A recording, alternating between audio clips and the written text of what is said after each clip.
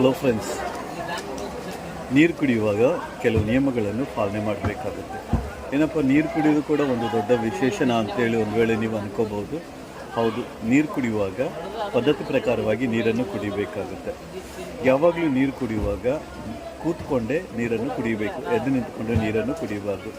ಎರಡನೇದು ಏನಂತಂದರೆ, ಬೆಳಗ್ಗೆ ಎದ್ದ ತಕ್ಷಣವೇ ಒಂದು ಲೋಟ ನೀರು ಅಥವಾ ಒಂದು ಚೆಂಬು ನೀರು ಕುಡಿಯುವುದಾದರೆ ಆರೋಗ್ಯಕ್ಕೆ ತುಂಬ ಒಳ್ಳೆಯದು.